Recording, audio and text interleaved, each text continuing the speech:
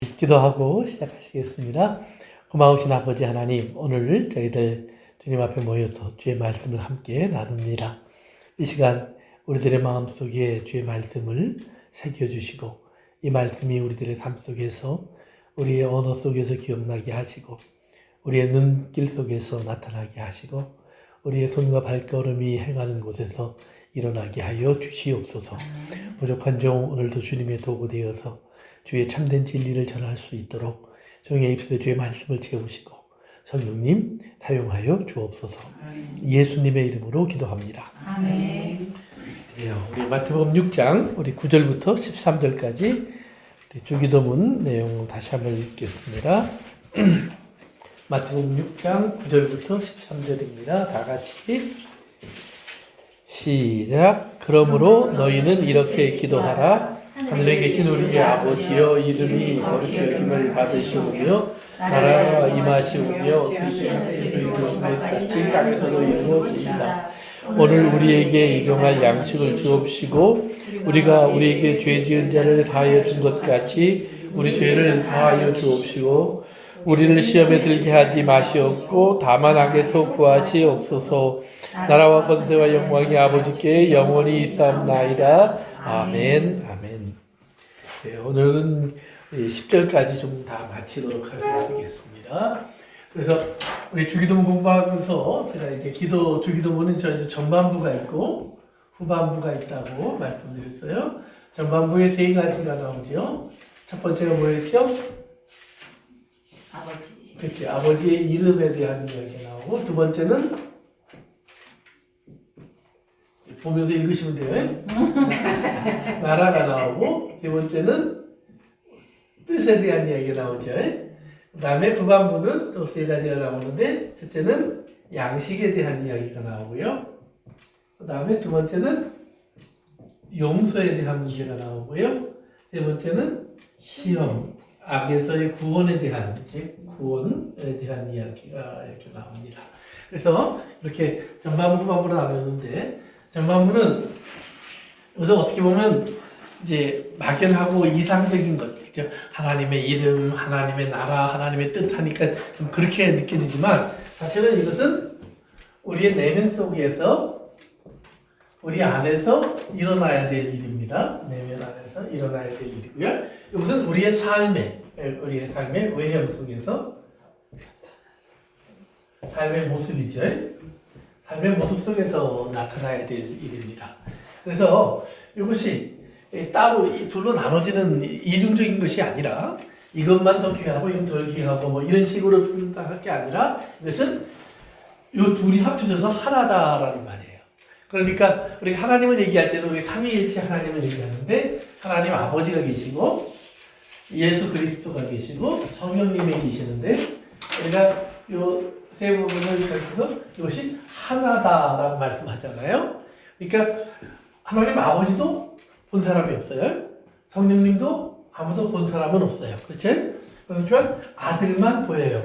그러나 아들 안에 아버지가 계시고 아들 안에 하나님의 성령도 함께 있는 거예요. 그렇죠? 그러니까 아들의 속에서 이 모든 게 나타나요. 그러면 아들이 나타날 때 어떨 때는 아버지 없이 아들만 나타나고 어떨 때는 성령님 없이 아들만 나타나느냐? 그건 아니다 이 말이에요. 항상 이 세 분은 하나로 나타나시는 하나님이시고 하나의 말씀을 하시고 하나의 삶을 살아가시는 분이다. 행동하시는 분이다고 하는 것을 우리가 알 수 있어요. 이처럼 우리가 얘기할 때도 우리 기도 속에서 우리가 이것이 하나로 우리 속에서 하나님의 이름이 거룩히 여김을 받으시오면 하나님 마옵시고 뜻이 하늘에서 이루어지고 땅에서 이루어지이다 라고 하는 것이 하나님과의 나와의 관계 속에서 우리 속에서 이것이 완성되어져 있는 모습으로 나타나야 돼요. 그러면 이것이 완성돼 버리면 이런 행동으로 반드시 나타난다고 하는 것을 성경은 우리에게 가르쳐 주는 거예요. 그래서 기도가 우리가 기도로 들어갈 때 이제 앞에 나와 있었던 것을 보면 의를 만들어가는 내가 하나님 앞에 신앙생활 잘하죠, 열심히 하죠. 이걸 만들어가는 모습을 나타내는 것이 아니고 기도는 정말로 우리에게 필요한 것을 간구하는 거예요. 우리가 꼭 있어야 할 것을 하나님께 구하는 거예요. 그러면 무엇이 우리 안에 꼭 있어야 되느냐라는 문제를 얘기할 때 이제 우리가 기도에 접근하는 시작은 항상 나의 필요에서 많이 시작한다는 얘기를 드렸어요. 필요. 내가 뭐가 필요하냐. 그러니까 아픈 사람은 치료를 구하고, 또 예를 들면 사람이 죽었으니까 이제 예를 들면 뭐 살려달라고 얘기를 하고, 가난하니까 부욕해 해달라고 기도하고, 이런 식으로 나의 필요에서 하나님 앞에 기도가 시작이 돼요. 그런데 하나님은 우리가 기도로 하나님께 접근했을 때, 그러면 너희들이 나에게 내가 누군 줄 알고 나왔느냐를 먼저 알라는 얘기예요. 내가 너에게 도대체 누구냐? 밥 주는 사람이냐? 병 고쳐주는 사람이냐? 또는 뭐 가르쳐 주는 사람이냐? 돈 주는 사람이냐? 그거 아니다 이 말이에요. 하나님은 누구예요? 아버지다. 하나님은 아버지다. 이것이 다른 모든 신과 하나님의 구분이에요. 다른 신들은 우리의 아버지가 아니에요. 그냥 신이에요. 그러니까 세상 사람들이 말하는 신은 그렇기 때문에 능력도 있고 모든 게 우리가 생각할 때 하나님과 다를 바가 없는 그런 모든 것을 가지고 있는 그 존재가 신이에요.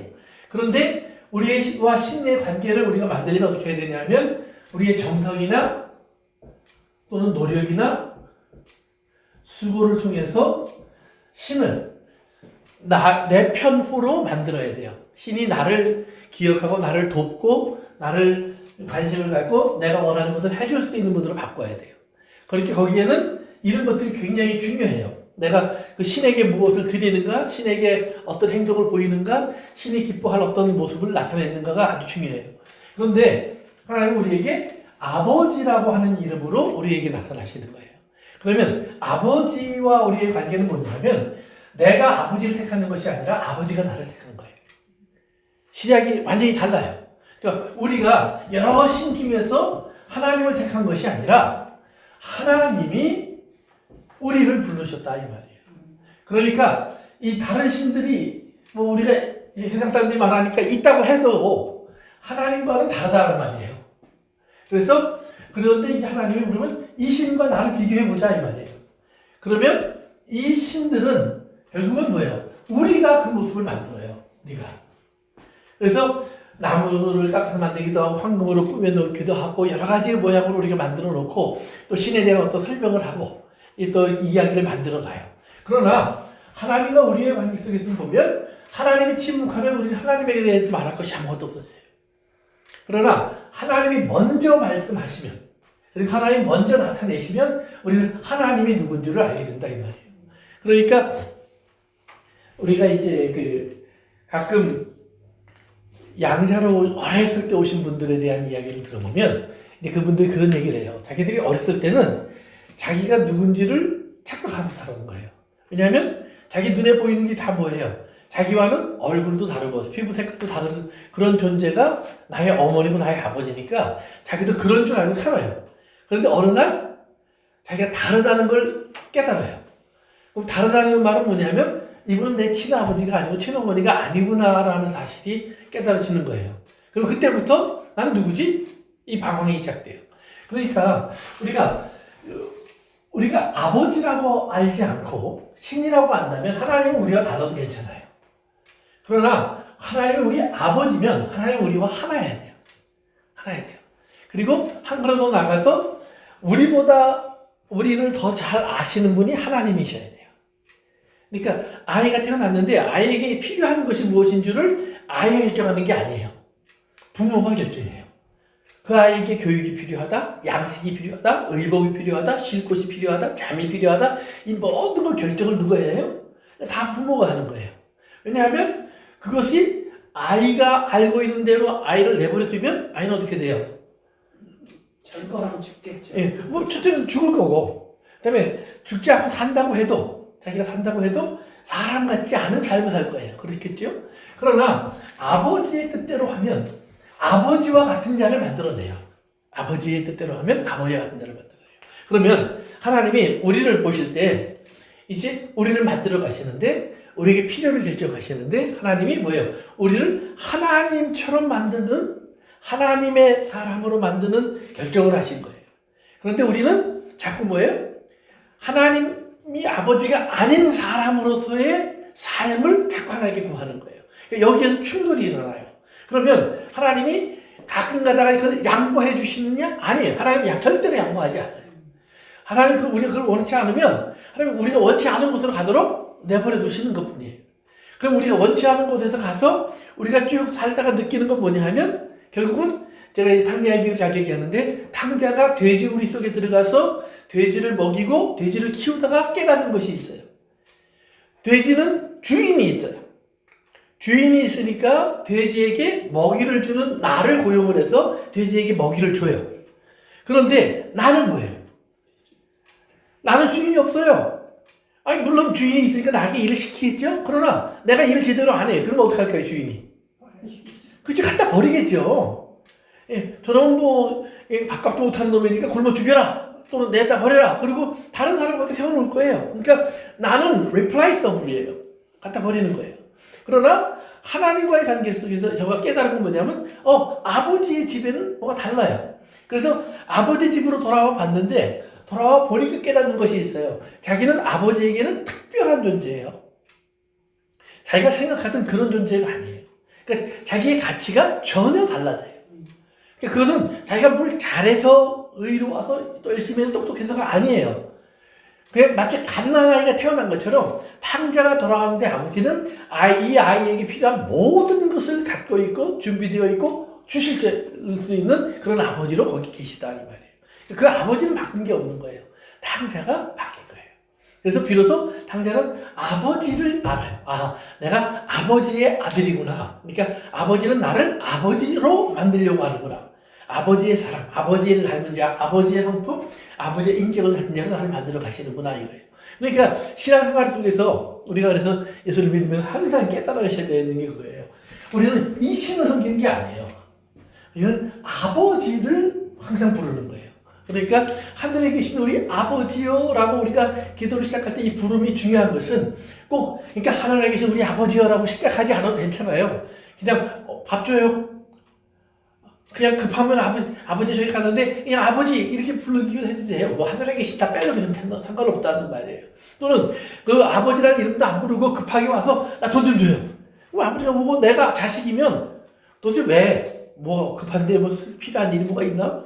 어떨 땐 그냥 주실 수도 있고 어떨 때는 이유를 물으실 수도 있고 거절하실 수도 있겠지만 그러나 아버지라는 사실을 우리가 꼭 염두에 두고 하나님과의 관계를 시작하셔야 된다는 얘기예요. 그러니까 우리가 이 사실을 잃어버리면 우리는 아버지의 이름을 더럽히는 거예요. 이 사실을 기억하면 아버지의 이름을 우리는 거룩하게 하는 거예요.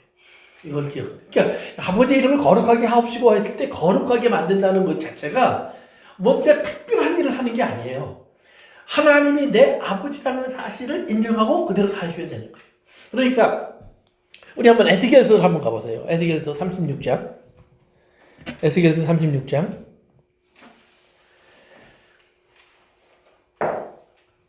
에스겔서 36장 20절. 구약성경 에스겔서 36장 20절. 보세요. 구약성경 에스겔서 성경 구약성경 한 중간 좀 뒤쪽에 나와 있겠죠. 이사야서 다음에 에스겔서 가서 36장 20절입니다.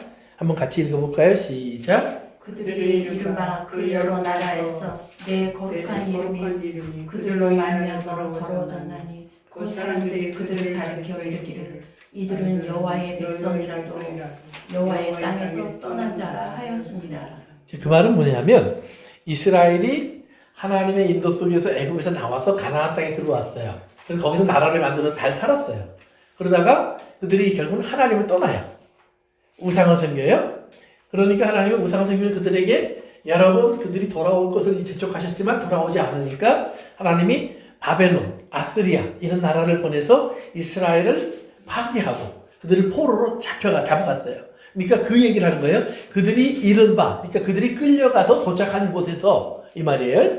여러 나라에서, 그러니까 한 나라에 끌려간 게 아니란 말이에요. 여러 군데로 흩어져서 끌려갔다는 말이에요. 그래서 내 거룩한 이름이 그들로 말미암아 더러워졌다. 왜냐하면 하나님의 백성이면 하나님의 백성다워야 해요. 그러면 하나님의 백성이 하나님의 백성답다는 말은 뭐냐면 하나님의 모든, 예를 들면 모든 신 중에 으뜸이라고 그러셨어요. 내가 하나밖에 없는 신이다. 나는 이 땅의 모든 신들 위에 뛰어난 신이다. 왕 중에 왕이다. 하나님이 이렇게 하셨으면 이스라엘 백성들은 마땅히 그런 모습을 가지고 있어야 돼요. 모든 나라보다 뛰어난 나라. 더 멋지고 훌륭한 백성으로 존재해야 된다는 말이에요. 그런데 존재하기는커녕 나라마다 다 빼앗기고 다 끌려가서 우상을 섬기는 나라의 백성들의 노예가 됐고 종이 됐다는 말이에요. 그러니까 그들이 뭐라고 그러냐면 야, 쟤들이 여호와의 백성이래. 그 여호와가 저들에게 해준 게 뭐야? 아무것도 없잖아. 우리 신은 우리를 강하게 만들어서 저들을 오히려 포로로 잡아왔어요. 그러니까 여호와라는 이름은 별것 아니야. 우리 신보다 못해. 그러니까 하나님의 이름이 땅에 떨어져 버렸다는 거예요. 그러니까 거룩함을 더럽혀졌다는 말이에요. 그러니까 거룩하다는 말은 분리됐다는 말 의미도 있지만 더 뛰어나야다는 의미도 있는 거예요. 그런데 그러니까 이제 그 다음 절에 보세요. 21절. 그러나 이스라엘 족속이 들어간 그 여러 나라에서 더럽힌 내 거룩한 이름을 내가 아꼈노라. 그 이름을 내가 귀하게 여겼다는 말이에요. 그러면 그 이름을 귀하게 여겼다는 말로 하나님이 그 다음에 하실 일들이 그 밑에 쭉 나오는데 이게 뭐냐면 22절 같이 읽어봅시다. 시작. 그러므로 너는 이스라엘 족속에게 이르기를 주 여호와께서 이같이 말씀하시기를 이스라엘 족속아 내가 이렇게 행함은 너희를 위함이 아니요 너희가 들어간 그 여러 나라에서 더럽힌 나의 거룩한 이름을 위함이라. 계속해서 여러 나라 가운데서 더럽혀진 이름 곧 너희가 그들 가운데 더럽힌 나의 큰 이름을 내가 거룩하게 할지라. 내가 그들의 눈앞에서 너희로 말미암아 나의 거룩함을 나타내리니 내가 여호와인 줄 여러 나라 사람이 알리라. 주 여호와의 말씀이니라. 그러면서 24절 나옵니다. 시작. 내가 너희를 여러 나라 가운데서 인도하여 내고 여러 민족 가운데서 모아 데리고 땅에 들어가. 아멘. 이게 첫 번째 하나님이 하시는 일이 뭐냐면 너희를 다시 너희의 땅, 즉 여호와의 땅으로 들어가게 하겠다 이 말이에요. 그러니까 마치 탕자가 아버지의 집으로 돌아온 것처럼 내가 너희를 돌아가게 하리라 이 말이에요. 그러면 스스로 이스라엘 사람들이 돌아올 수 있는 힘을 키워서 돌아온다는 말이 아니에요. 우리가 이제 역사 속에서 알지만 이스라엘은 스스로 돌아올 수 있는 힘이 없었어요. 그렇죠? 그런데 다니엘의 기도가 있었고 그 다음에 여러 가지 사건이 지나가면서 바벨론이 페르시아로 넘어가면서 페르시아 왕 고레스가 이스라엘에게 돌아가도록 허락해줘요. 그래서 오히려 성전도 짓도록 필요한 물건을 다 돌려줘요. 그러니까 이스라엘 백성은 자기도 모르는 사이에 그러한 대접을 받을 수 있는 존재로 입장이 바뀌어버린 거예요. 그리고는 돌아와서 하나님의 나라를 회복하는 역사가 시작이 돼요. 그러니까 하나님이 뭐라냐면 그 돌아오는 과정 속에서 너희가 내 이름이 다시 높여지기 시작할 거다. 그래서 고레스가 이스라엘을 돌려보낼 때 뭐라냐면 너희의 하나님에게, 너희의 신에게 나를 위하여 기도하라. 너희의 하나님이 나를 위해서 기도하라. 근데 이런 명령을 내려요. 또 다니엘을 통해서 이제 그 바벨론의 왕 느부갓네살이라든가 고레스가 무슨 고백을 하냐면 이스라엘의 하나님은 모든 신들 위에 뛰어난 하나님이다. 이제 그런 고백들을 하게 하나님 그 안에서 역사하셔서 그 고백이 나오도록 만들어요. 그러니까 하나님의 이름을 하나님 높이신 다음에 그다음에 뭐라냐면 얘들이 내 백성이야, 내 아들이야, 내 딸이야. 그러면 하나님의 이름이 높아졌으니까 그 하나님을 아는 다른 신들을 섬겼던 사람일지라도 하나님의 자녀들에게 어떻게 하겠어요? 조심하겠죠. 제대로 된 대우를 하겠죠. 그래서 돌아오게 된다는 말이에요. 그러니까 내 이름을 내가 높인다는 말은 그런 개념입니다. 그래서 너희들을 모아서 돌아오게 하겠다. 그 다음에 25절입니다. 시작. 맑은 물을 너희에게 뿌려서 너희를 정결하게 하되 곧 너희 모든 더러운 것에서와 모든 우상 숭배에서 너희를 정결하게 할 것이며. 아멘. 그러니까 두 번째로 하나님이 하신 게 뭐냐면 돌아오는데 그냥 돌아오는 게 아니에요. 목욕 재개가 시킨다 이 말이에요. 당자가 돌아왔을 때 아버지가 목욕부터 시키잖아요. 이 목욕부터 시키다는 말은 뭐냐면 즉 세례라는 말이에요. 옛사람을 다 씻어내버리고 네가 집 떠날 때의 그 생각 그리고 집 떠나 살았던 그 모습 그리고 거기서 받았던 대접 거기서 알게 된 너의 모습 그거 다 지워버려. 그리고 너는 이제 새 옷을 입을 수 있는 사람이야. 그러면서 아버지가 입혀주는 새 옷이 있었죠. 옷을 입히고 반지를 끼워주고 신발을 신겨줬어요. 즉 아들의 자리로 회복시켜 주시는 거예요. 아들. 그러니까 집을 나갈 때는 아들이기를 거부한 거예요. 그렇죠? 누가? 그렇죠? 아들 스스로가 나는 아들 되기 싫어. 왜? 아버지 집에서 아버지 아들로 사는 게 불편했다 이 말이에요. 만족스럽지 않았다는 말이에요. 거기가 무언가 장애도 많고 제약도 많고 하고 싶은 것도 못하는 것 같고 그런 생활을 했다는 거예요. 그러니까 집을 뛰쳐나갈 수 있는 기회를 기다리다가 뛰쳐나가 버렸는데 처음에 나가보니까 정말 재밌었어요. 그런데 그 꿀 같은 시간이 쑥 지나가고 나니까 결국은 자기는 아무도 책임져 주지 않는 돼지보다도 못한 신세로 버림받은 자라는 사실을 그때서야 깨닫는 거예요. 그러니까 자기는 떠나서 그 시간이 있었지만 사실은 끊어지는 순간에 이미 그곳으로 가버린 거예요. 근데 그것을 깨닫는 동안에 시간이 오래 걸린 거예요. 그렇지만 깨닫고 돌아올 때도 그렇기 때문에 그가 아들의 자리를 구할 수는 없었어요. 그런데 아버지가 그 자리를 이제 그에게 주는데 어떻게 해요? 다 씻어버려요. 그러니까 아버지, 하나님이 뭐라고 그러냐면 나는 너희의 죄를 기억하지 않는 하나님이라. 그러니까 하나님이 우리를 만나셨을 때 하나님은 마치 갓난 아기처럼 다시 만나는 거예요. 새로운 아이처럼. 그러니까 처음 보는 것처럼 그 품에 안고 야 내가 어떤 놈이 될까? 이 장래가 어떨까? 뭐 이런 하나님의 그 아름다운 꿈을 꾸시는 하나님의 모습으로 우리를 다시 맞아주신다는 거예요. 그래서 여러분들이 세상 사람들은 우리를 볼 때 여전히 똑같이 보겠지만 나 스스로도 가끔 나는 똑같은 사람이야 이런 생각을 하지만 하나님의 관점에서는 아니다는 말이에요. 나는 새 사람이 되었다는 거예요. 그래서 하나님 나의 과거를 씻어낼 뿐 아니라 그 다음 절 보십시다. 26절 시작. 또 새 영을 너희 속에 두고 새 마음을 너희에게 주되 너희 육신에서 굳은 마음을 제거하고 부드러운 마음을 줄 것이다. 아멘. 그래서 우리 속을 바꾸신다는 거예요. 우리 속을 바꾸는데 새 영을 너희 속에 주어서 새 마음을 주고. 그러니까 여기서 영을 준다는 말은 뭐냐면 새로운 인격을 만들어내신다는 거예요. 새 사람을. 그러니까 예수님이 물과 성령을 거듭나지 아니하면 그러셨죠. 그러니까 우리의 과거가 씻어내서 옛사람은 죽은 거예요. 그래서 그 옛사람의 죽음을 인정하고 그 다음에 하나님이 그러면 나는 어떤 사람일까? 내 안에 나의 새로운 속사람의 인격을 창조하신다는 거예요. 그것이 하나님의 영으로. 그러니까 하나님의 영으로 창조하셨다는 말은 뭐냐면 하나님은 영이세요. 하나님 자체가. 그러니까 하나님의 인격으로 하나님의 뜻으로 하나님의 생각으로 하나님의 의지로 하나님의 마음으로 우리를 만들어내셨다는 거예요. 그러니까 우리가 그것을 가지고 있다는 사실을 이제는 우리가 믿으셔야 돼요. 왜? 하나님이 말씀하시니까 그대로 안 되더라. 누구 속에서는? 내 속에서는. 예, 다른 사람 속에서는 그대로 돼야 되는데 세상에서는 우리가 내 속에서는 안 되더라. 이게 정답인 줄 알아요. 왜? 안 되는 것 같으니까. 안 되는 것 같으니까.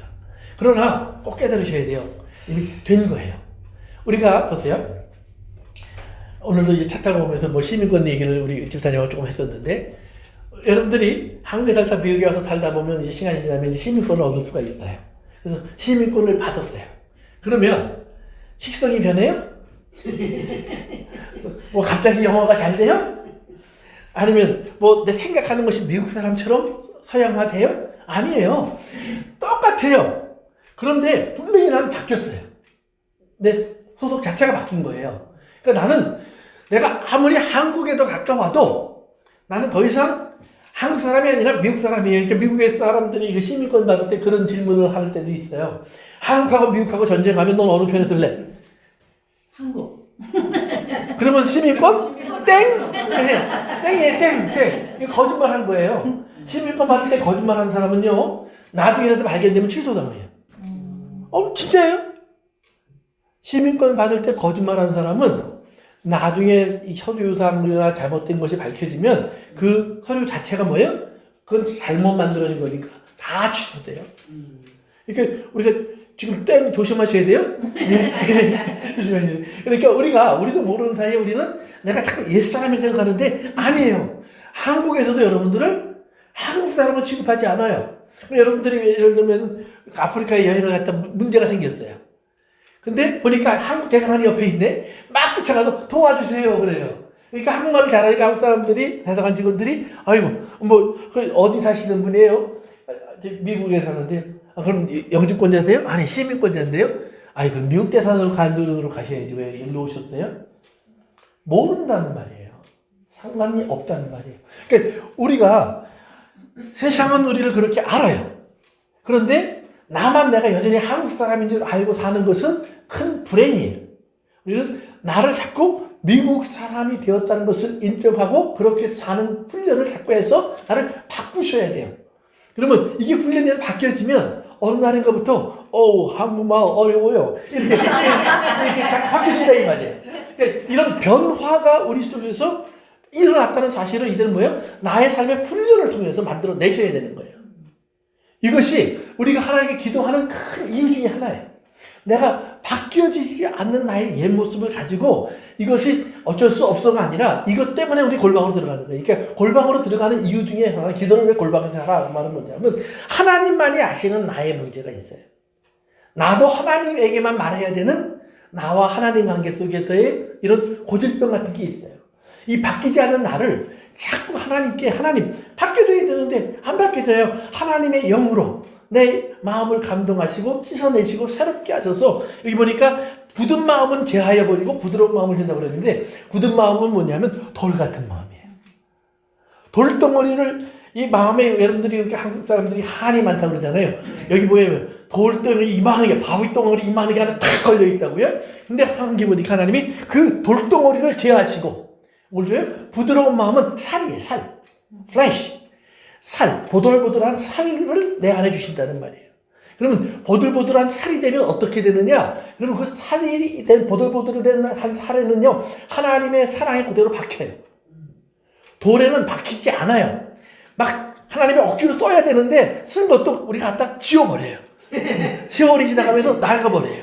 그러나 부드러운 마음에 새겨진 것은 절대로 잊어지지 않아요. 그건 영원해요. 항상 있어요. 그러니까 부드러운 마음이 우리 안에 생겼다는 말은 뭐냐면 그래서 하나님 말씀이 잘 들어온다는 거예요. 그래서 여러분들이 네 가지 밭의 비유 있죠.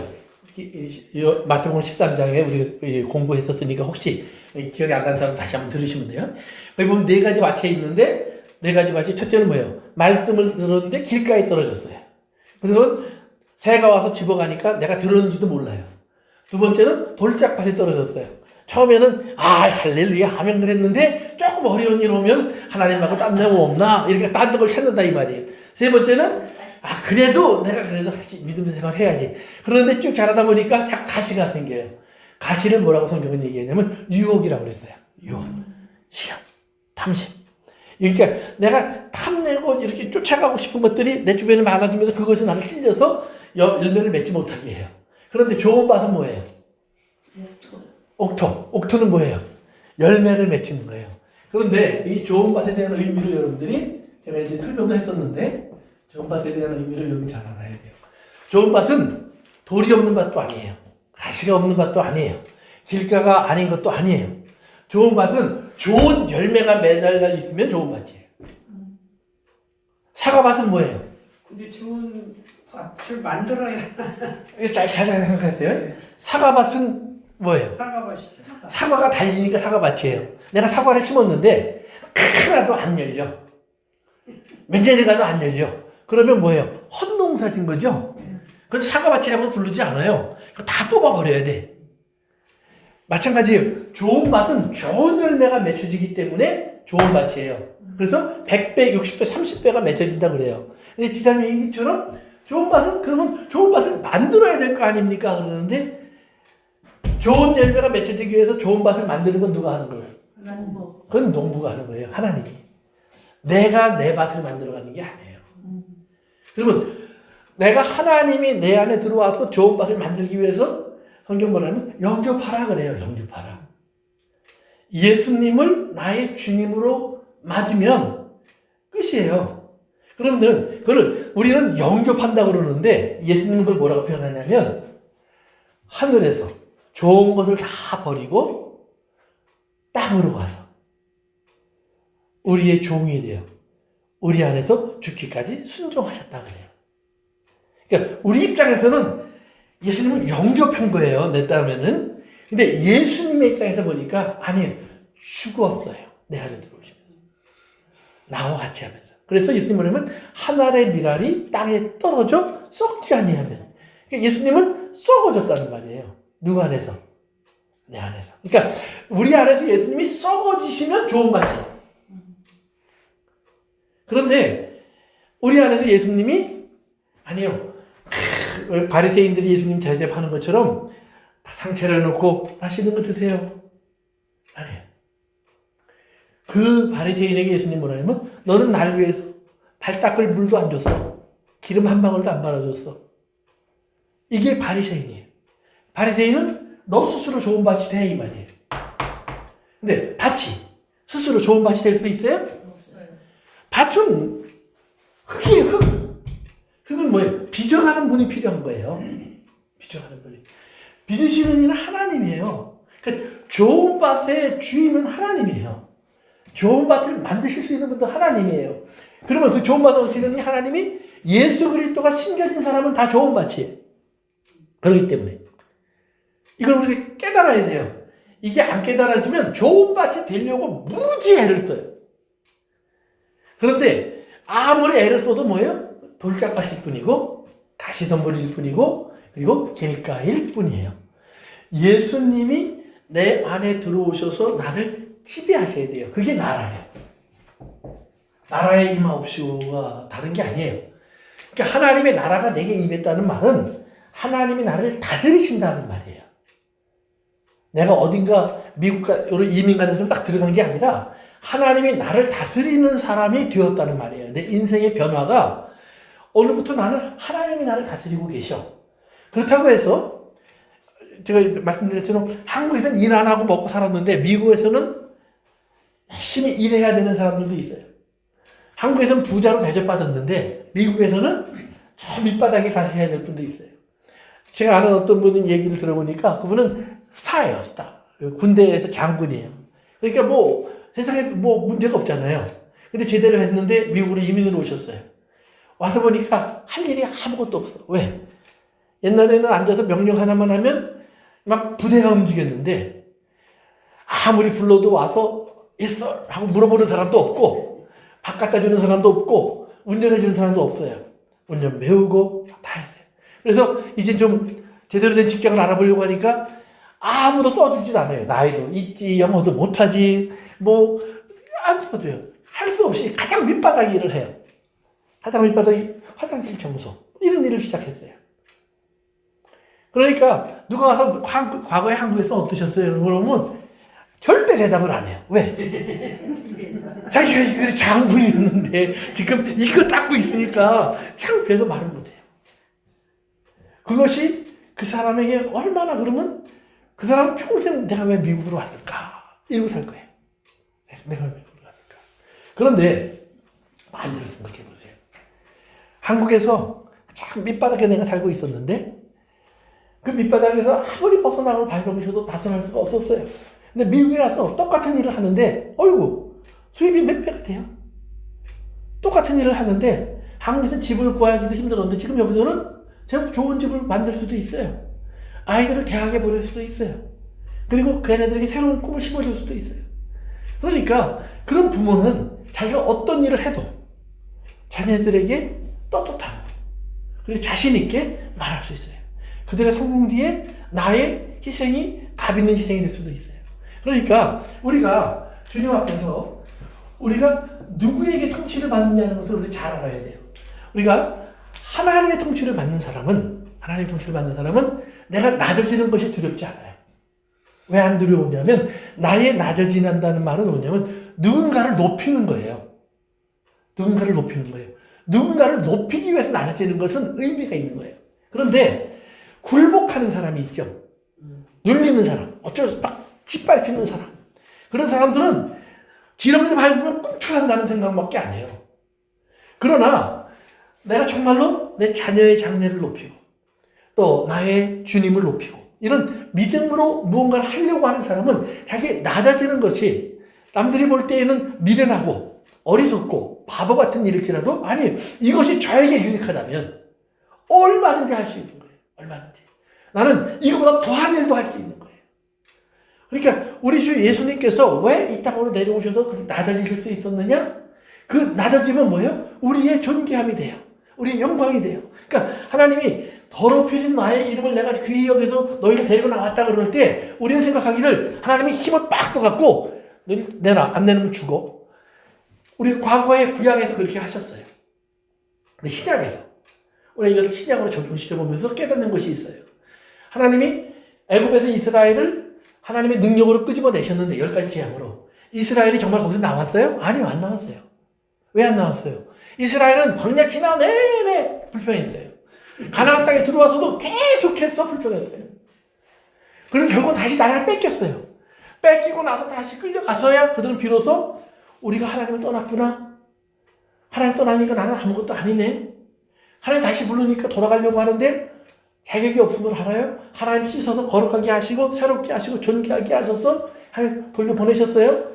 돌려보내고 나서 이스라엘의 지은 성전은 초가집이에요. 그 전에 솔로몬의 성전은 멋진 기와집이에요. 그러니까 이거 비교하면 상대가 안 돼요. 그런 성경 보내면 하나님의 영광이 여기에 임하시더라. 하나님의 영광. 그러니까 중요한 게 초가집이냐 기와집이냐가 아니었다는 말이에요. 그런 이스라엘이 이걸 깨닫지 못하고 나중에 더 멋있게 만들었어요. 몇 배나 되게. 그리고 예수님 오니까 이걸 잡아내요. 예수님이 허물어야 돼, 허물어야 돼, 허물어야 돼, 허물어야 돼. 그리고 내가 진짜 성전이야. 왜요? 내가 너희와 함께하는 하나님이야 라는 말이에요. 내가 너희와 함께하는 하나님이야. 너희는 내게 오면 사랑을 받고 내게 오면 생명을 얻고 내게 오면 너희의 가치가 얼마나 존귀한 줄을 알게 될 거예요. 그러니까 예수님을 만나기 전에는 세상에서 한 달에 수입이 얼마예요? 공부를 할 만큼 했어요? 뭐 어떤 건강하세요? 뭐 이제 뭐 자녀가 많으세요? 친구가 많아요? 뭐 여러 가지로 우리의 삶을 측정해요. 그런데 예수님께 딱 돌아보니까 예수님이 그 모든 게 없어도 예수님 한 분만으로 우리의 인생은 차고 넘친다는 거예요. 이미 충만한 부유한 사람이 되는 거예요. 그래서 시편에 보면 전도서인가요? 그런 말이 있어요. 세상에 부자가 되려고 하는 사람은 자기의 재물로 자기의 집을 성을 쌓아요. 그런데 하나님의 사람은 나는 하나님 곁에 있는 그 시냇물이 흐르는 하나님 곁에 있는 푸른 나무가 되고 싶습니다. 그래요. 그러니까 보세요.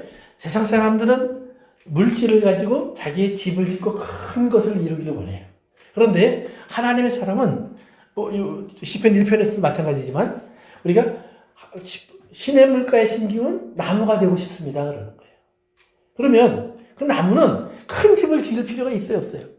없어요. 그냥 시냇물가에 있으면 돼요. 그 물이 우리에게 들어와서 우리에게 양분이 되고 그것이 우리를 푸르게 하고 총총하게 하고 우리가 커지게 하는 거예요. 그러니까 나의 풍요가 물질의 많음에 있지 않다 이 말이에요. 그 시냇물가에 흐르는 그 시냇물 옆에 생수 곁에 심겨 있는 나무가 되면 되는 거예요.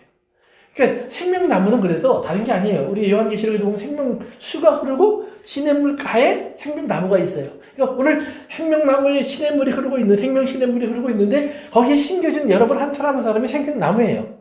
생명나무가 되면 우리 안에 뭐가 돼요? 저절로 열매가 맺혀져요. 그러니까 그것이 생명나무가 되는 것이 더 좋다는 걸 깨닫는 것이 하나님 나라를 깨닫는 거예요. 그러니까 우리가 이 땅에서 하나님께 구할 때 뭘 갖고 들어가서 구하든지 간에 결국은 하나님이 나를 다스려 주시옵소서. 하나님의 지배 속에 있기를 원합니다. 그러면 나는 시냇물가에 심기운 나무와 같습니다. 그러면 시냇물가에 심기운 나무와 같으면 그 다음에 뭐예요? 우리 속에서 우리 깨닫는 것이 뭐예요? 그 다음에 하나님 내 마음대로 하면 나는 탕자가 될 수밖에 없지만 하나님 뜻대로 하면 나는 하나님의 영광을 보게 되고 영광을 드러낼 수 있는 사람이 됩니다. 그러니까 탕자는 이 땅에서 하나님의 영광을 보지 못했어요. 그러나 돌아오면서 아버지의 영광을 비로소 알아요. 자기가 왜? 밑바닥에 떨어졌으니까. 돌아오니까 아버지 집이 정말 좋은 거구나. 양식 먹으러 왔는데 보니까 먹는 것이 문제가 아니라 그 이상이 있구나. 그 위가. 그러니까 하나님은 나에게 먹는 것을 주시는 것이 중요한 게 아니에요. 그 위에 있는 나를 깨닫게 하는 거예요. 그러니까 아버지의 뜻은 나를 거기까지 데려가시는 거예요. 근데 우리는 자꾸 종의 위치, 노예의 위치, 죄인의 자리에 그냥 멈춰서서 거기서 그저 이렇게 뽑아서 천당만 가면 돼. 천당만 가면 돼요. 안 된다는 말이에요. 제가 이제 말씀드렸던 것처럼 그래서 바리새인과 사두개인의 차이를 제가 말씀드렸었죠. 사두개인은 뭐예요? 부자예요. 넉넉해요. 다 있으니까 천국이 없어도 돼. 영생도 없어도 돼. 뭐 그냥 우리가 다시 부활도 상관이 없어. 지금 이대로가 좋사오니 하나님은 지금 이대로를 잘 지켜주시는 하나님이면 돼요. 그런데 바리새인은 뭐예요? 율법을 지키느라고 자기들이 애를 써요. 막 절제하고 금욕하고 금식하고 막 힘들게 예수님 하나 율법을 지켜나가요. 그러면 그들이 그렇게 지켜나가는 이유는 뭐예요? 하나님의 상. 그렇죠. 상 받으려고. 언제? 부활해서 영생의 능력 하나님의 천국 가서. 그러니까 그들은 미래를 바라보고 신앙생활을 하는 거예요. 근데 둘 다 예수님의 눈에는 잘못된 거예요. 왜요? 천국은 지금 있어야 돼요. 그럼 지금 있으려면 이미 미래에 내가 받을 줄 알았던 그 풍성함을 가지고, 성경에 보니까 예수님이 그걸 가지고 누리는 걸 천국이라고 안 하고 그걸 다 버리고 가난해지는 걸 천국이라고 그래요. 왜? 다 버리고 가난해져야만 친구가 될 수 있어요. 우리가 하나가 될 수 있어요. 이 얘기만 하고 마칩시다. 제가 이제 얼마 전에 어떤 분 그 설교를 듣는데, 김동호 목사님 같아요. 이 설교를 듣는데, 그 유엔이 아프리카에서 하던 사업이 실패를 했어요. 한 그 지역에 그 어려운 부족들을 이제 몇 년 동안 도와서 교육도 시키고 뭐 이렇게 해갖고 좀 가난을 벗어나게 하려고 하는데, 한 5, 6년인지 10여 년을 했는데도 유엔 프로젝트가 실패를 했어요. 그런데 이제 우연히 이제 그 프로젝트를 이제 할 수 있는 기관을 찾다 보니까 이제 이 목사님이 세운 그 선교단체와 연결이 돼서 우리가 하겠습니다라고 맡겼다는 거예요. 근데 이유를 쭉 찾아보니까 답이 딱 나왔다는 거예요.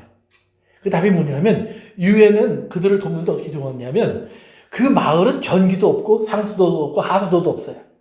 그러니까 유엔에서 나간 사람들이 그 마을로 안 들어가고 마을 바깥에 도시에 좋은 아파트 구해서 상수도 있고 하수도 있고 전기도 있고 다 있는 데 있어서 거기서 집을 짓고 살면서 그 마을은 매일같이 출근하는 거예요. 그게 일터예요. 그러니까 한 시간씩 가서 마을에 가서 막 교육도 시키고 뭐 다 하는데, 마을 사람들이 볼 때에는 저녁되니까 가네.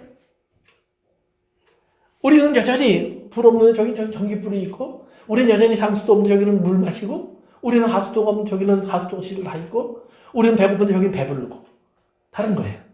그래서 일꾼을 구하는데 그 마을에 들어갈 사람을 구했다는 거예요. 근데 이제 바람티어들이 나와서 그 마을에 들어갔어요. 그래서 그 마을 속에다가 집 줬어요. 제일 먼저 한 게. 그 마을 사람들과 같이 살 수 있는 집. 그리고 그 마을 사람들이 살 수 있는 집 속에서 그 가난 속에서도 그래도 서로 집을 아름답게 꾸미는 그런 대회를 한대요. 그래서 그 남루하고 전기불도 없고 상하수도 없지만 자기 집 청소도 하지 않고 살던 사람들에게 집을 깨끗이 잘 만드는 사람은 큰 상을 준다. 그래갖고 미화 작업을 시작하고, 그리고 그런 식으로 생활을 같이 시작했던 거예요. 그러면 그 사업의 결과는 어떤 결과가 나올까요? 좋은 결과가 나오겠죠. 근데 답이 뭐냐, 이분이. 우리는 그 사람들과 같이 될 수 있었고, 유엔은 그 사람들과 같이 되지 않았고. 그 차이라는 거예요. 그러면 하나님이 예수님을 통해서 우리를 구원하실 때 하나님의 방법은 뭐냐?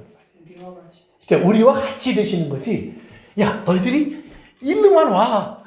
천국으로만 올라와. 거룩한 사람만 돼. 그러면 내가 나만 책임져 줄게. 이게 아니라는 말이에요. 하나님이 오셔서 하나님이 우리의 인생 속에 들어와서 우리의 인생의 문제를 하나님이 함께 안고 가시는 거예요. 그 가운데에서 하나님은 뭐예요? 하나님의 사람은 그 가운데서 이렇게 해. 이런 일도 할 수 있어. 이런 식으로 나가는 거야. 그러다 보면 어때요? 변화가 시작된다는 거예요. 오늘 여러분의 신앙생활이 우리가 하나님의 이름, 나라, 뜻, 그 안에서 우리가 하나님의 나의 속에서 무엇을 바꾸시려고 하는가? 어떤 사람이 되기를 원하시는가? 나를 어디에 앉히시려고 이렇게 기도하라고 하셨는가를 아셔야 돼요. 그래서 우리가 그런 사람의 자리를 바라보고 기도한다면 우리는 무엇을 구하든지 하나님 앞에 다 받을 거예요. 이런 사람이 못 받는다는 건 있을 수가 없어요. 하나님과 관계 속에서. 그러니까 하나님이 주시는 건 뭐예요? 그래서 우리 석 사람의 하나님의 능력을 주시는 거예요. 우리 가운데에 하나님 말씀을 주시는 거예요. 우리 안에 하나님의 언약을 기억하게 하시는 거예요. 우리 안에 하나님이 믿음, 소망, 사랑을 갖도록 우리를 만들어 가신 거예요. 그래서 그 안에서 우리가 이제는 뭐예요? 무엇이든지 할 수 있는 사람이 된 거예요. 어디에나 있을 수 있는 사람이 되는 거예요. 또 어떤 환경과 조건도 감내할 수 있는 사람이 되는 거예요. 오늘 이러한 믿음이 여러분들에게 기도 속에서 응답되어지기를 바랍니다. 아멘. 기도하겠습니다. 아버지 하나님, 우리가 기도하며 구하는 많은 것들이 있지만 우리가 정말로 하나님을 나의 아버지라 부르고 그 아버지의 통치 밑에 우리가 들어가고 그리고 아버지의 뜻이 이루어지는 것이 내가 원했던 것이 이루어지는 것보다 얼마나 좋은 것임을 깨닫게 하셔요. 우리가 아버지 하나님 그 나라 그 뜻 그 안에서 우리의 만족을 얻을 수 있도록 도와주시옵소서. 우리가 그 만족 속에서 또 하나님을 찬양할 수 있도록 인도해 주옵소서. 예수님의 이름으로 기도합니다.